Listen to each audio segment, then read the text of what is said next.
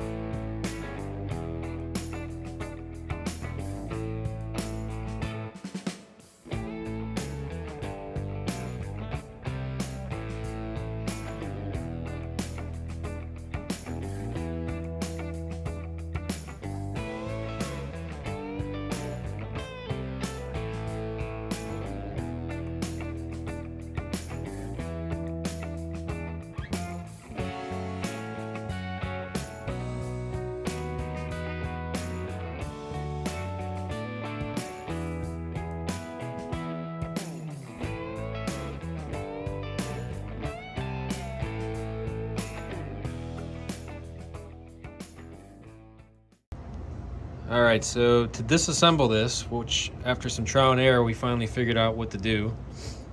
Easiest thing to do, first take the cam sprocket bolts out, which will let you take the sprocket itself and drop it down onto this ledge here, which gives you room to pull the chain off.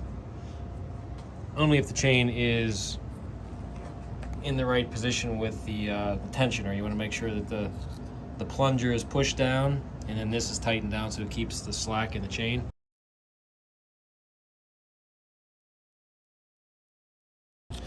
Which then you can take it off.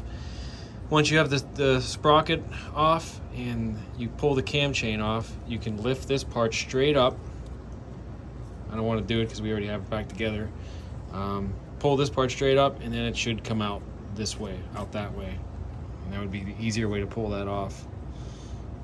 All right, so then to put it back together is basically the reverse order of that, which I'm going to try to show you in some of those clips, but it was hard to do because it was trial and error, and it's going to be kind of spliced together, so it might be kind of messy. But basically, just the reverse order. You take the cam and you come down on that angle, like almost like straight down on it, and you slot in. You have the sprocket and the chain kind of in the position there, but the chain's not on the sprocket, and it's just kind of down below where that ledge would be, and you just got to work the sprocket or the cam into that spot, and then just bring the sprocket up over top and then work the chain over the sprocket. Hard to explain, so I'm going to do my best to show you in the video here.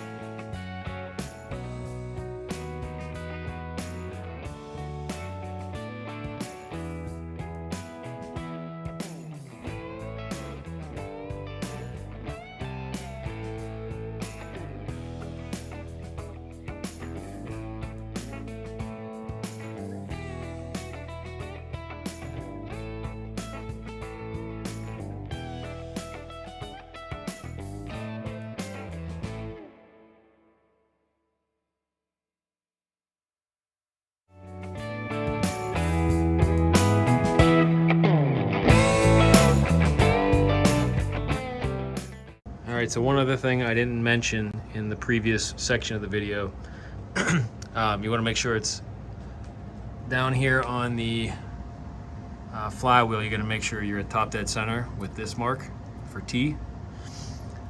So while that's a T is whenever you're going to be getting the cam sprocket lined up.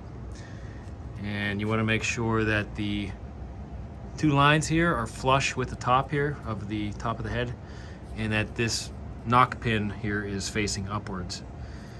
And that'll get all this stuff lined up, top dead center, timing's up, and then you're on to the next step.